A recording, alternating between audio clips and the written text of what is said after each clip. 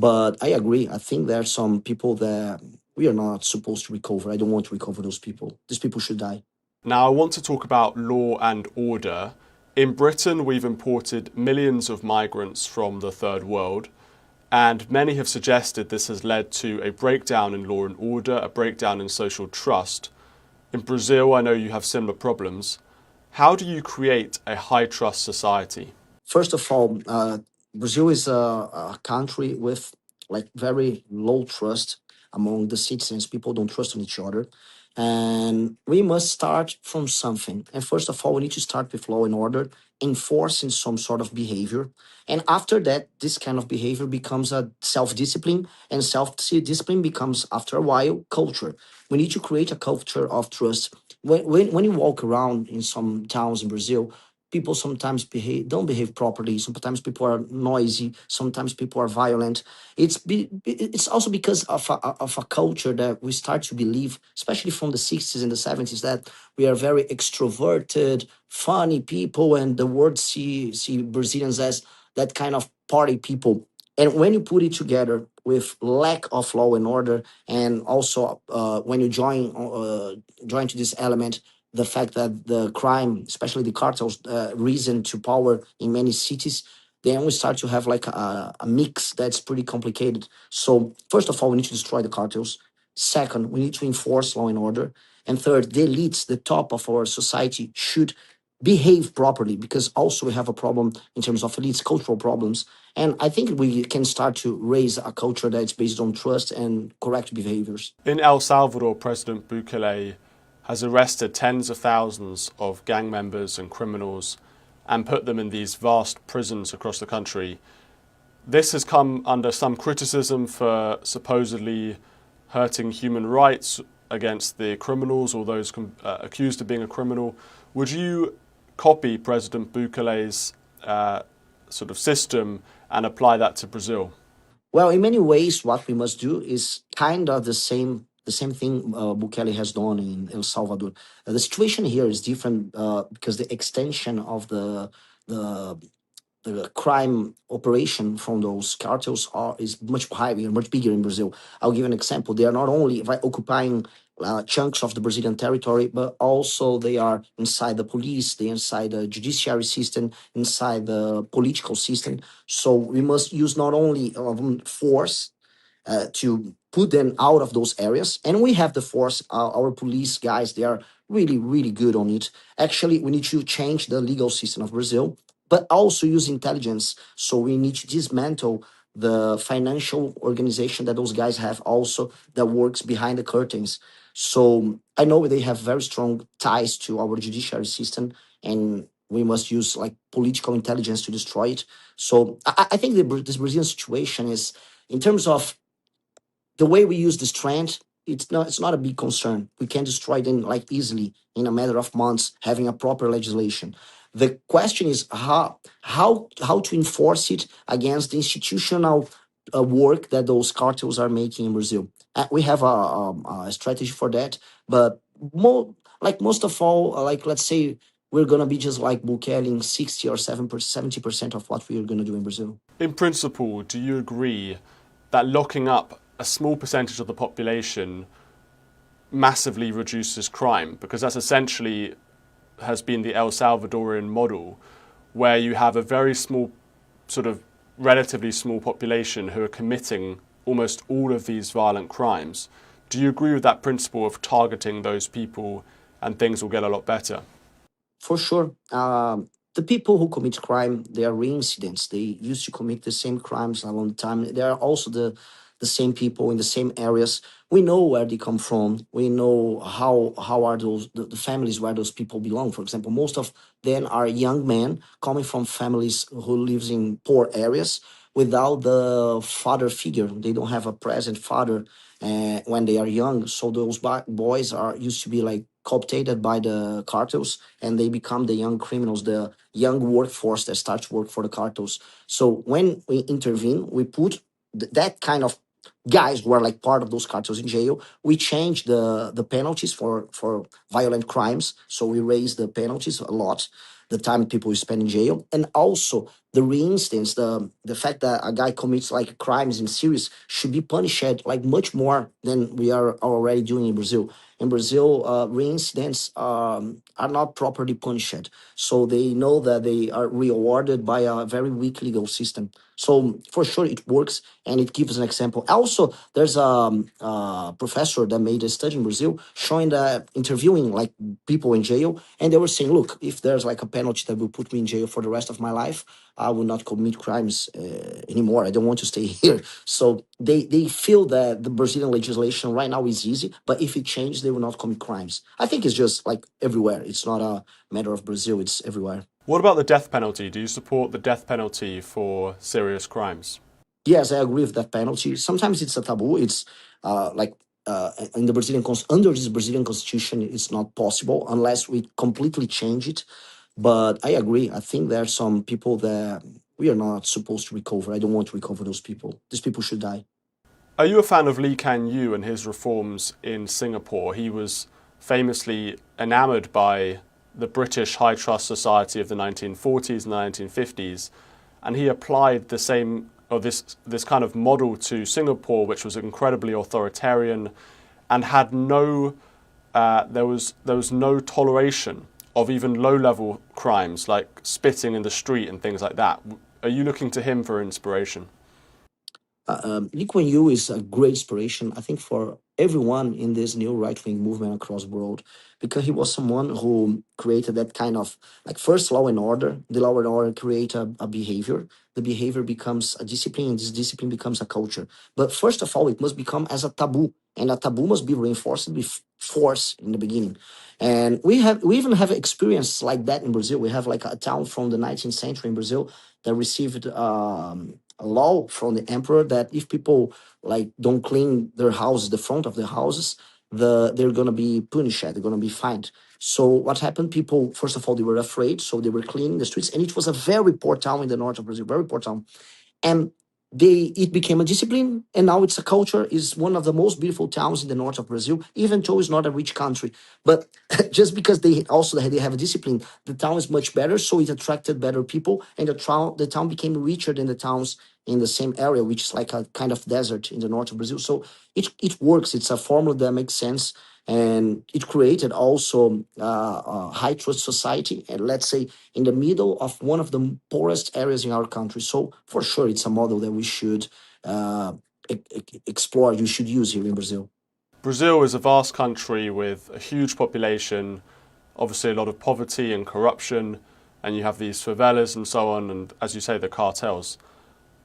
Is any of this stuff actually possible in a country of Brazil's size and nature? Obviously, El Salvador and Singapore are very, very small places with very small populations. Maybe it's much easier for a government there to apply these strict rules, whereas Brazil is both geographically massive and also has a huge population. Yeah, yeah. Actually, is not that hard. Our problem is that our elites doesn't have like will or strength to do what must be done. We're talking about like 25 million people living on favelas in Brazil. We have a population of more than 200 million. It's not that we are like totally poor. We're not poor. It's a low middle class country. These people in favela also, they're not like living like in proper slums. It's like poor houses with no proper urban structure. So it's not that we are starting from scratch, starting from zero. We don't need to put down most of the houses. We need to turn them into neighborhoods. So it will cost for Brazil around 900 billion reais. Let's say around not even $200 billion in 10 years to solve this problem.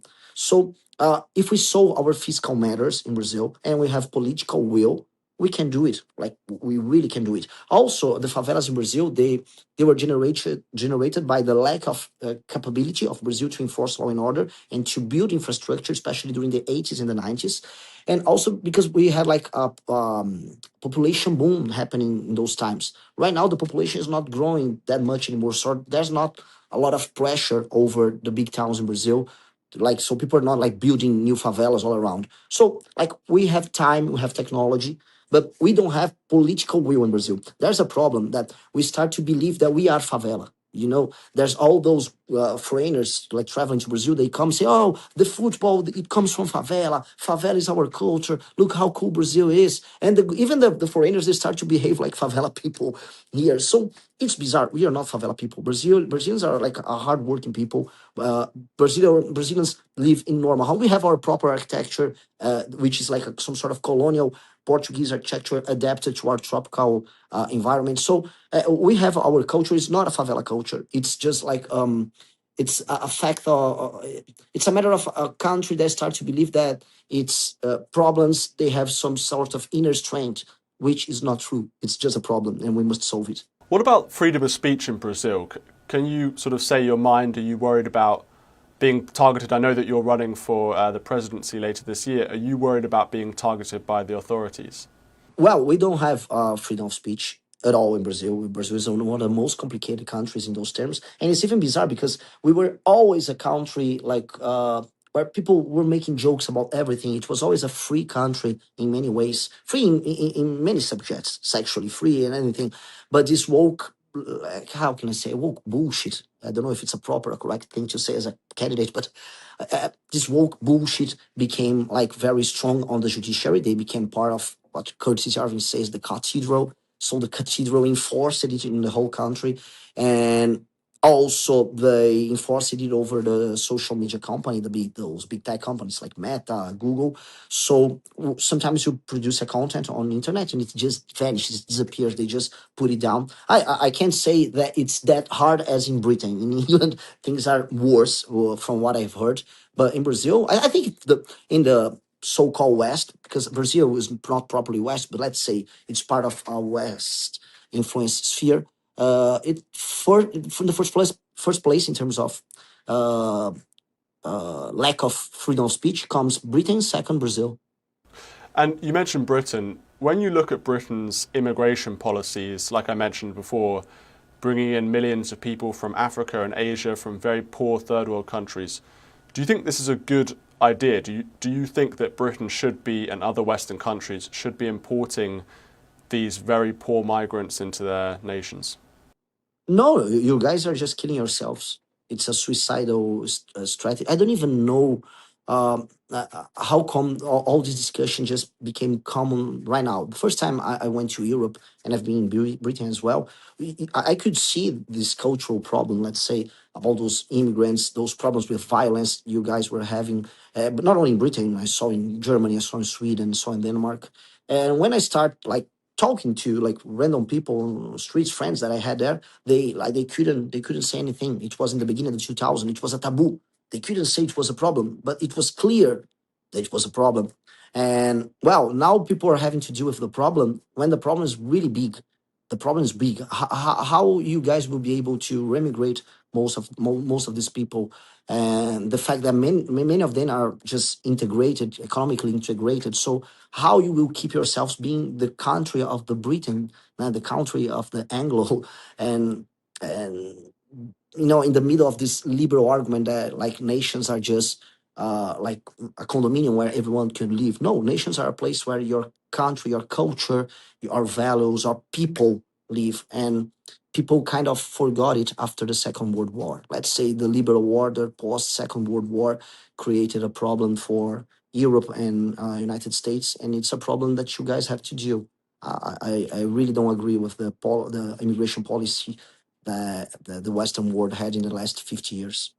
In terms of the perception of Britain and other Western European countries in Brazil, I'm guessing that most Brazilians don't care about Western Europe, wouldn't probably have very little thoughts on Britain or whatever. But do you think that our standing around the world has declined? Do you think that there used to be perhaps a more respectful view, or kind of people were more enamored by Britain and other countries than they are today? Actually, Brazilians have a very good view of Europe, especially Europe, more than the United States.